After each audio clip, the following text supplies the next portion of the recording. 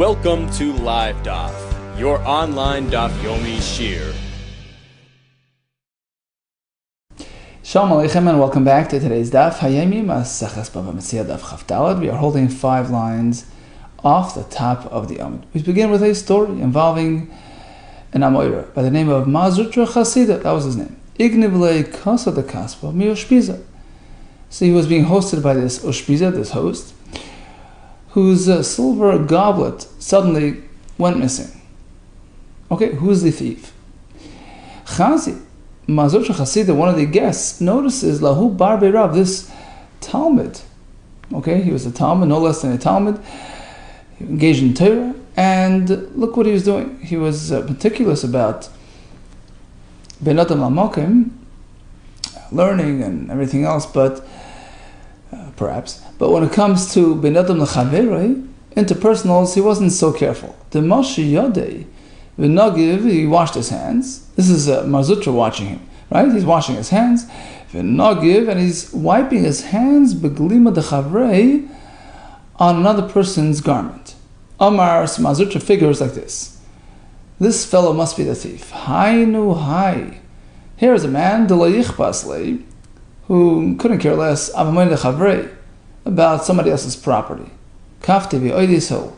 He was forced and he confessed to the crime. Okay, continues in Tanya. We have a brisa which goes back to yesterday's halacha, where Rabbi Shimon ben tells us that if it's a brand new kli, whose owner hasn't yet studied it, so to speak, so he's not familiar with it, in which case there's no way to return it, there's no way to identify its owner, to verify, to confirm that he's the owner. You don't have to return. Tanya, Umayde. Rabbi Shimon ben Elazar, he agrees in the following cases. Bikelim chadashim, although these are new utensils, but shesav asan ha'ayin shechayv lahachris. If they're new, but they've been around long enough that the owner has become familiar with it, then if you find such a thing, which looks, used enough to suggest that the owner is familiar with it and can identify it, then you have to go call it out, you have to go find the owner. And what are examples of kelim, new kelim, which hasn't yet been studied by their owners and who hasn't yet become familiarized with these items? Kigoin bade machten. You have these something that you hang, that you stick pins, needles into. It's in areas, or small little metal, little forks that you use to make golden threads, hooks or rings on which you hang the axes, the tools. All these are, if they're new, these aren't things that a person, studies, so to speak. They're just hooks, they're just, right? So these are things which a person doesn't necessarily recognize as being his, and therefore you cannot return it to its owner. You can't identify the owner. Now, all these items that we just spoken about, which, if found, can be kept. A masa mutar, one is a permissible. Bizman shemotza nechad echad. He found them just one on its own, one of this or one of that. Aval motzan shnaim. But suppose he found them as pairs, 2 hooks, 2 this, 2 that. Then, true, although the owner cannot necessarily provide a siman, but he can dictate the number, the amount, the quantity. Chayv lahachros. So you have to go find the owner because he can give the minyan, the amount, as a siman. I can tell you it was 3, it was 2, right? Now, my bade, what are these bade machten? Soichi, branches into which they stick the needles. Why they call bade? Davar, the tolebemidi, bad korele, something which you hang things, is called bad. As we find in Mishnah in Meseches Sukkah, Allah echad bevad echad, an arava that has just Allah echad, one remaining leaf, hanging bavad echad on one stalk. So you see, bavad is a base, something which you hang things on, right? Okay, so that's that. Now, v'chein haya Rabbi Shimon Elazar Omer. Likewise, Rabbi Shimon Elazar added another halacha. So this is another point from the same Manda Omer. Hamatzal min ari, min adoiv, a person salvages an item from the lion, from the bear, min adoiv, min anomer, from a leopard, min barlo, some other animal, min zuta shel yam, from the flooding sea, mishlusa shel nar, flooding river, or hamaitzi b'srat, plati gedoyle, finds an item sitting in a public area, a big highway, or a big plaza, malkum sharab mitzim sham. Right, so Srat is a highway, plati gedoyle is a large plaza, or any place where the crowds are milling. You find something there, even with a simon. Here's a chiddush. Harilish you can keep it. You know why? B'pnei shabalim misiyashkin men. Certainly, the owner gave up on it. Rashi adds, "Afilu davar sheish by simon." That's this chiddush. Public area, it's hefker. Now the question is to what extent. We want to know like this. Kika Amar, Rabbi Shimon Elazar.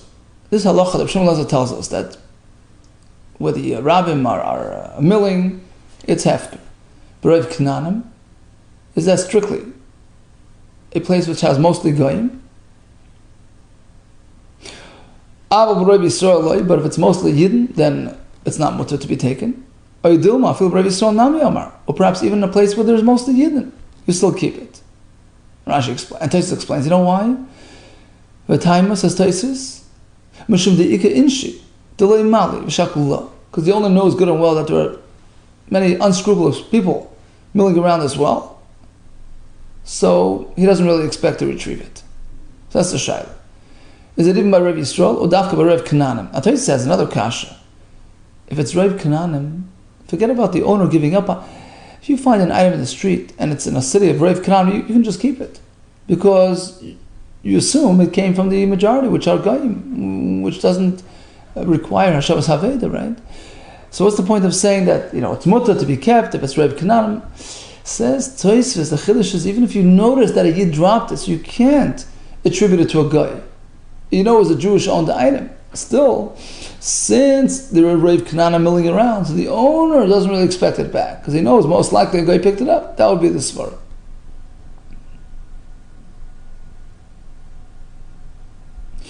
Okay, so bottom line, Rabbi Shimon Elazar says, if it's a place with a crowd, you find something there, even with a simon, you keep it. Question, even by Rav Yisrael, or only by Rav Kananim? Now, here comes a string of questions. Imtim Salaymar, I feel Rav Yisrael Nami Amar. Even, right, if you suggest that he applies the halacha even to Rav Yisrael, comes another question. Is this halacha agreed upon by everybody, or is it up for discussion? Pligi Rabban Alei, Olei Pligi. Do the Chachamim disagree with him or not? Do they hold that you have to return it? Or not? And if you suggest that the Rabban Nacholik, is it Dafka Rav Yisrael? Vade Pligi? Certainly if it's Rav Yisrael they disagree, you have to return it. What about Rav Kananim Pligi? Olei Pligi. Do they agree at least when it's Rav Goyim that you can keep it, or even there they disagree? Even if you should tell me that they disagree. I feel Rav Kananim, even by mostly Goyim, they have to hold on to it. So now that we have a big machlekes, who do we paskin like? Does the halacha follow Rav Shimon Elazar or not? And if you'll tell me that we follow him la halacha, is it dafka Rav Kananim, even dafka where it's mostly Goyim, which is a lesser of a chiddush, right? That you keep it. I feel Rav Yisrael, perhaps we adopt his opinion, even by Rav Yisrael. Tashma, here comes a raya. So bottom line, Rav Shimon Elazar says, you find an item out in public arena, you keep it. Question, even by Rav Yisrael? Question, is there a chaylik? Do Rabbanan disagree? Question, do they disagree even by Rav Kananim? Question, who do we paskin like? And how far do we paskin like him? Tashma, Maitzi Bat Mois, Bebate Knesiyos, or Bebate Midrashas. If one finds a pile of money, not strewn about, not dispersed, in which case it has a simon and you can, the owner can come and claim it. But if it's found in a public area, in a Beis HaKnesses where you daven, Beis HaMedrash where you learn, U'b'chal Mokim, She'Rabba Metzuyin Sham, or any other public venue, you keep it.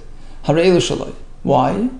V'pnei Sha'balim Misyashin Mehem. We assume the owner just gave up on it. Now who's speaking? Man Shamas Lei Da'azl Basaruba. Who holds this point that when you have the public out there, when you have the Rabbim factor, you assume that the owner gives up on it. That's what Shimon Elazar, right? And they were speaking about a place populated by Jewish traffic, right? Shamas Mina, we can conclude from this, that he applies his leniency even in a place which is frequented by mostly by Yidden. Nami. No, not speaking that the money is neatly laid down or piled up. It's dispersed, in which case it has no siman. And that's why you keep it. Even the Rabbanan agree, right? We had the Mishnah, beginning of Bava Metzia, Mois mefuzar, you keep. Well, if that's the case, ibn mefuzar, if it's just strewn about, my area mokim sharab metzuyin sham. Forget about the fact that it's a public venue. Afilu ein rabbi metzuyin sham, even if it's not a place of a rabbim, it has no siman, you keep it. Let's go back to the initial notion. It's tied up, it's piled up, it has a siman. So why are you keeping it? Was speaking that it's a place frequented by non-Jewish traffic. It's a place where the Goyim get together. So there, you can keep it. Okay, that explains Batik Nasiyas, right? A convention center. Batik Midrashes, which is a place of learning Torah, Michael, and how can you attribute that to the Goyim? Well, Batik Midrashes is the non. You're right, we're speaking about a Yiddish Beis HaMedrash. But at present, there are Goyim guards or whatever, the Yasbu Knanim. And that's why you can keep the money found. Well, Hashta Us is Lachi. Now you've come to this point of interpreting the Bryce in this fashion, so you can apply the same interpretation to the first case. Batik Nasiyas Nami is speaking about Didan, a Yiddish shul, but at the present moment, it's populated with Goyim, the Yasbu Knanim, who are watching it and guarding it. Rashi says these facilities were typically out of town, out of the city, Chutz La'ir, which needed guarding and whatever.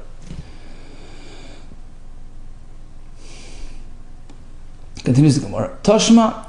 So bottom line, we tried to prove that the halacha applies even to Rabbi Yisrael, and the conclusion was, no, perhaps it's because of the Goyim. Tashma Motzah Ba'aveda. This is a Mishnah in Seder Taharis, Rashi says, which discusses a mixed city, a city with Yidden and Goyim. He finds a lost item in that town. Im Rabbi Yisrael Chayv Lachris.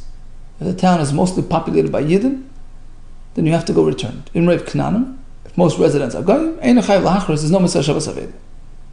Now, Man Shamas, like the Amar Zlim Masaruba. So, who's the Shita that looks at the crowd factor? That is Reb Shimon Elazar, right? Right? And that's why the Mishnah says if it's Roiv Goyim, you're okay. Shamas Mina. So perhaps you can conclude from this brayso that Kika Amar, Rabbi Shimon Elazar, that his opinion is only B'Roiv Kananim. When does he say you can keep it? Only if it's mostly Goyim. Aval B'Roiv Yisrael Loi, but not if it's mostly Yisrael. So that would clarify one of our questions. Loi, not necessarily. Hamani Rabbanani. Perhaps this Mishnah is not Rav Shimon Elazar's Rabbanan. Okay, says the Gemara Tivshet me. No. Bottom line, we can confirm from this Mishnah the Moedel Rabbanan. Rav Shimon Elazar B'Roiv Kananim, that at least they agree to him when it's mostly Goyim, that you can keep it. And that clarifies another point that we had questioned before.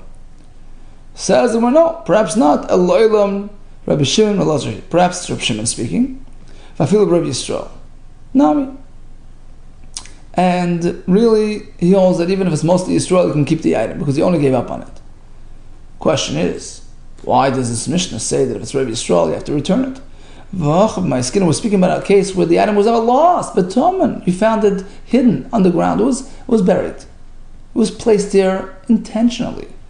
So the crowd factor doesn't affect it. The whole point is, you drop an item in the middle of public square, inevitably it's going to get lost. It's not going to get it back. So you miyayish. But here, he never dropped it. He put it on the ground. Nobody's going to see it. So of course, he's entitled to it back. Right? So that's why the Mishnah differentiates between a city where most residents are going. You assume it came from a guy, you can keep it. But if it's mostly Yisrael, you have to give it back. Well, if it was buried beneath the ground, what are you doing holding it? What are you doing touching it?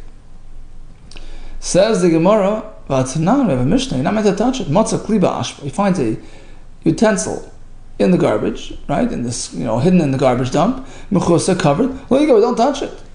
If it's sitting exposed, of course, you take it, try to give it back to its owner. But if it's hidden, perhaps it was placed there by the owner, leave it alone. So what are you doing? Picking up the item and returning it?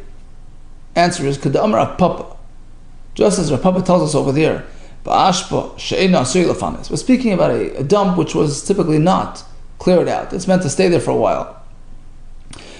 And the owner decided suddenly one day, boom, he's clearing out the area. And you find it right there. So listen, either you step in and salvage it, or it's going to get destroyed. So sure, the owner put it there, but he expected to come back a day or two later to retrieve it. He didn't expect the garbage to be cleared out like that without prior notice. So Achanami here as well in the Mishnah, it can be interpreted as speaking about a similar case, that this fellow walking along and notices an item poking out from this garbage, which typically is not, the garbage dump is typically something that sits there for a while, and suddenly he sees the owner pulling out his tractor and clearing out the area, and therefore you have a mitzvah, Shabbos HaVeda. And the Mishnah says if it's mostly Yisrael, you have to go pick it up and give it back. Another pshat can be that this Mishnah is the Rabbanon speaking. And the item was really just sitting exposed, not hidden or buried, right? Not placed there intentionally. So the question will be, do we conclude from this Mishnah that the Rabbanon agree that when you find it in a place of Reiv Kananim, you can keep it? No, Miktani Hein Shaloi. What does the Mishnah say? If it's Reiv Yisrael, you have to go call it out, return it. If it's Reiv Kananim, you don't go and publicize it. But it doesn't say you keep it. Miktani Hein Shaloi, does it say you keep it? It says don't call out for the owner.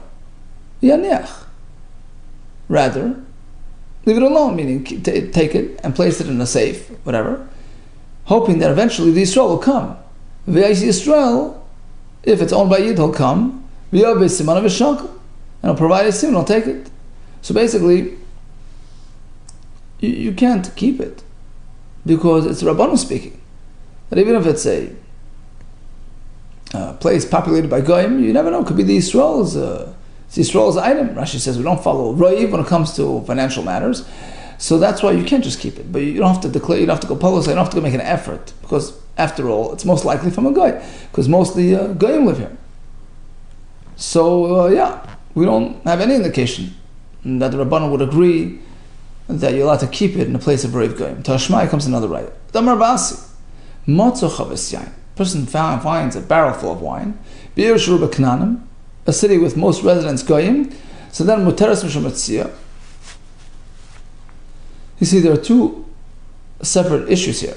There is the financial issue. Can you keep it? Yeah, Muteres Mishum Metzia. Because it's mostly Goyim, keep it. But there's a Yeridea issue. Isser Beheter. Kashrus issue. Perhaps it's Yain Nesach, if it's a Goyish wine.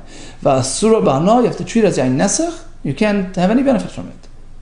Now, Bo Yisrael v'nasim bo siman. Let's say Yisrael comes along and says, "Oh, I heard you found my barrel of wine. It had this and this identifying sign. I want to take it back." So muteres b'shtia l'moitza. Still, you don't have to return it because it's yours. You found it in a city of mostly Goyim. You keep it, but now you know that it was a Jewish-owned wine, Jewish-produced wine. You can keep it and drink it. Gesundheit. Muteres b'shtia l'moitza. The moitza they find, who can keep it and drink it. Oh, now who's speaking here? Kiman, right? Whose shita is this? Kirub Shimon Lazar, who says that if it's found in a public venue, you can keep it. Shmami no ki k'amar. Rav Shimon Lazar Reiv Kananim. So it would appear from this brisa that the heter is only if it's Reiv Kananim, because that's why he stipulated it's Reiv Kananim. Aval Reiv Yisrael, but if it's mostly Yisrael, you can't keep it. So that clarifies that point. No, perhaps I can tell you that Rosh Hashanah he holds even if it's mostly Yidden, it's a public venue, keep it. For Rabbi Asi, who presented this halacha, Rabbi Asi was the one who presented this halacha. Well, maybe it was his own, it wasn't even a brayso, it was his own shita. So bottom line, he agreed on one aspect with Rav Shimon Lazar, but disagreed on another aspect. Meaning, perhaps Rav Shimon Lazar himself would be matter, would permit even if it's Rav Yisrael, but Rav Asi only adopted one element of Rav Shimon Lazar's shita for Rav Kananim, not Rav Yisrael. Asks the Gemara, this is the obvious question here. Now, you found a barrel of wine. You can keep it, but you can't enjoy it, so what's the point? If it's asur b'ano, so what's the point of saying that you can keep it? What's the point? The container you can keep, not the wine, but the container. How Gavra was a fellow, the Ashkach Arbo Zuzi. He discovered 4 coins, the Tsari B'Sadina wrapped in a cloth, V'Shadu B'Nahar Biran tossed in the river called Nahar Biran. Also Rabbi Yehuda comes to Rabbi Yehuda, he says, you have to go find the owner, Zil Achris. Asks the Gemara, what do you mean? It's sitting in a river, totally out of reach, it's totally gone. That's like Vazuta Shel Yamu. Remember the halacha we learned yesterday that if an item is totally, written off, it's sitting in the middle of the river, middle of the ocean, not Zuta Shel Yam, and there's no Mitzvah Shabbos Aveda. So why is this different? Well, says the one Shani Nahar Biran, this river was unique. Given the maskell, since it was sort of filtered, they used to put obstacles to stop the fish and trap the fish. So it has these dams, these obstacles, which trap all types of debris. The owner expects it back, expects it to be, found along the way, and he hopes to get it back. What do you mean? Most people there were goyim, so why would you have to give it back? Shmamina, do you mean to learn from here that is mostly goyim? Well, no. Says the Gemara, actually, most handlers, they were Yidden. Shani Nahar Biran was unique. The Yisrael Sarchulei, the Yisrael correlated. Jewish workers were the ones who actually set up these blockages and cleaned out the blockages from any debris.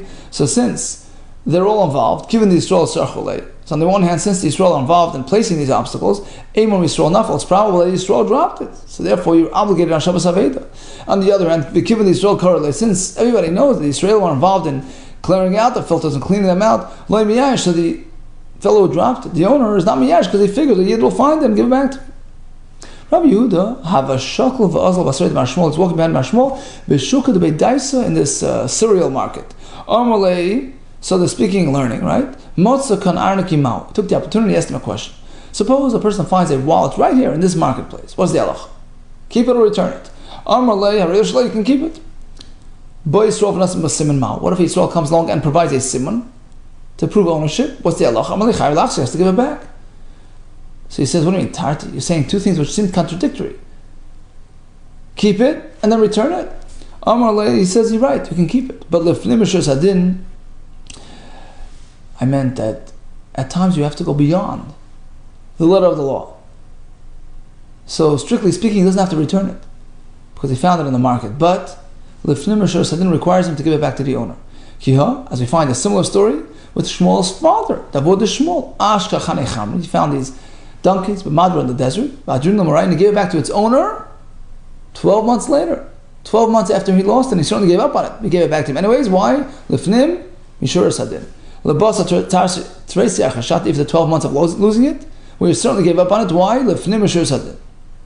Rava, have a shakl v'azal, he was walking along behind Basrei de Rav Nachman. Where were they? B'shukah de Galdoy, in the tanner's market. Some say B'shukah de Rabbanon, in a marketplace where many Rabbanon would be there. Amalei Matzah kan Arnik Yimaus, he asked him the same question. A wallet over here, what's the halach? Amalei Rishalei, you can keep it. Boy Yisrael Nas Masiman Ma, what if Yisrael came and claimed it? Amalei Rishalei, you can still keep it. What do you mean? The guy's yelling and screaming, it's mine. No, so he says, listen, you can yell and scream all you want, but it's a lost cause. It's like a person who's crying about his house that collapsed. It's over. Right? Whose ship sunk at sea. So although he's yelling and screaming, he wants it back. The fact is, since he dropped it in a public area, the Gemara dictates to us that human nature is to not really expect it back. How dayay the shakal bisra b'shukah. So this dayay bird, this sort of like vulture, grabbed a cut of meat from the marketplace. V'shadi, and he tossed it, but tzniyaisa the Bei Bar Merian. He tossed it at the between the palm trees of this fellow Bei Bar Merian. No, so this guy finds meat amongst his trees. Oh, so he comes to Abaye, he says, what can I do with it? Amalei zil shkol nafshach, enjoy it. When most people here are Yidden. Shamas Minah. So this would indicate to us that in fact halacha, ki Rabbi Shimon ben Lazar, afil Rabbi Yisrael. That even in this case we pass like Rabbi Shimon ben Lazar, a public area, you give up on it. Well, says the Gemara, no. No, this is very different. Shani dayu, the kazuta shal yam dami. This bird snatched the meat. It's a goner. It's written off as a loss. And therefore, as a din of zuta shal yam, and all agree, even the Rabbanan agree in this case, they're speaking if you find it sitting on the street. So then we say, but here, it's the bird grabbed it and took off with it. That's a gone. That's like in a flood. Well, says the Gemara, how fine, he can keep it, but how can he eat it? Rav tells us, basar shenis alim and ayin asr. The person loses sight of his basar. He's not paying attention to his meat. You can't just turn around and eat it because of this reason, because maybe a bird took it and exchanged it with something non-kosher. So how could Marmarian enjoy this meat which was delivered to him on his property by this drone, by this bird?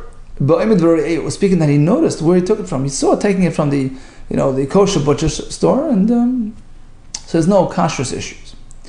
Rabbi Chanina matzak di shachet beitver tzipor. Likewise, Rabbi Chanina discovered a shechted goat between the town of Teri and Tzipori.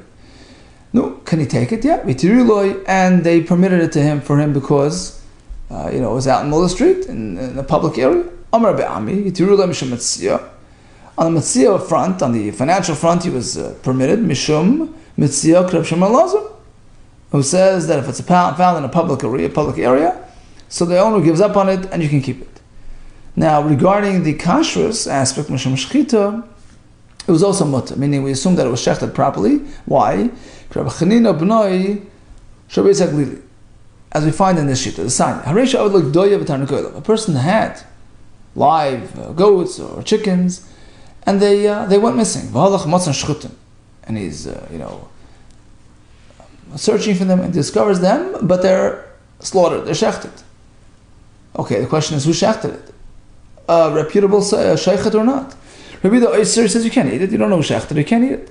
But Rabbi Chanina b'noi Shabbai Yisaglili matter. He allows you to eat it. Why? Amar Rabbi Nirin div Rabbi Yehuda k'shematzam ba'ashpa. Rabbi Yehuda's opinion, he says that it's asur.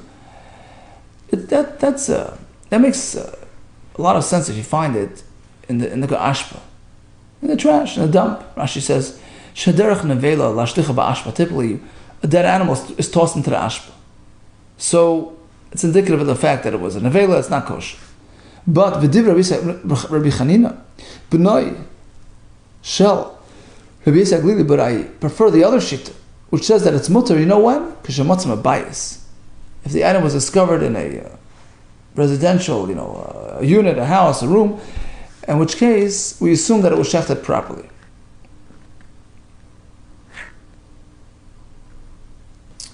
Okay, so apparently that was a story here as well. The reason why the Chachamim were mater these animals, these shechted animals, they were mater to Rabbi Chanina, because it was found in a bias, which indicates that it was shechted properly. Now, midi terula mishum chishchita rubi Yisrael ninu.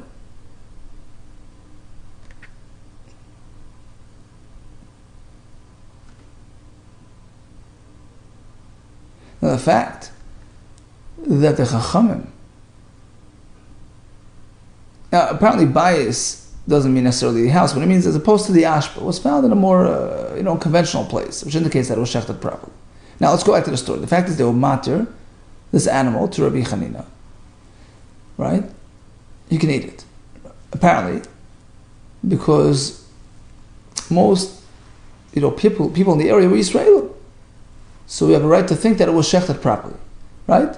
The fact that we were matir to him,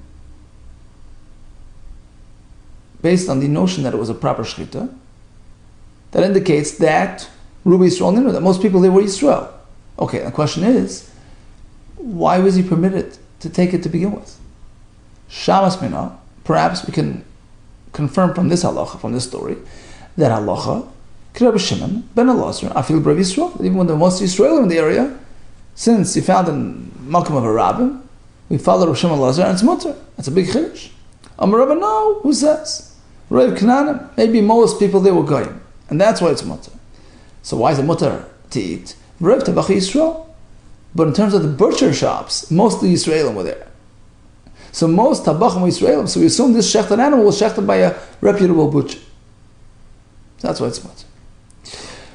Rabbi Ami Ashka Pargiyoi Shchutois Bin Tver Litzipur. Rabbi Ami found birds that were shechted, again between these two towns, in the road between Tver and Tzipur. Also comes to Rabbi Asi, so comes to Rabbi Asi. V'amel Samsei l'Karmei Rabbi Yechanan. V'amel Samsei b'Midrash. He came to the Beis HaMedrash to ask, can I keep them? Can I eat them? V'amel he said, Shkol Nafsha, keep it, because he found it in a Mokum Rabbim. Rabbi Yitzchak Nafcha Ashkach Kibura de Azli Be Azli. He found, this time it wasn't an animal, it was some sort of rolls of thread which are used for the Azli Be Azli, used for the to make these nets. Also comes to Rabbi Yechon. So he comes to Rabbi Yechon to ask. Something came to Beis Medrash. He told him, Zil shkol nafshach, keep it gesundheit, because he found it in a Makom Rabbim and it's mutter. So bottom line, we discussed. We started with the story of the person who was insensitive with the towel there. That was not a good sign, and that proved that he was, in fact, the ganav. We have the halacha about things which are new kalim, which are not recognizable, and the owner doesn't have any means of identifying it, in which case you can keep it. We have the halacha of Rabbi Shimon Elazar, that if you discover an item in a public area, you can keep it as well, even if it has a siman. The question is to what extent, even Rabbi Yisrael, and the question is, what do the Rabbanan hold about it? And the question is, who do we paskin like? So bottom line is, we tried to prove all these different things, and we were not really successful because for the most part, we sort of interpreted the cases in a way which were, ended up being inconclusive. But the bottom line is, we find many stories where they were matir. An item found under these circumstances, but Gemara says most likely, or perhaps they were more brave Kananim, in which case it was matir. All the best to you and Hatzlacha Rabbah.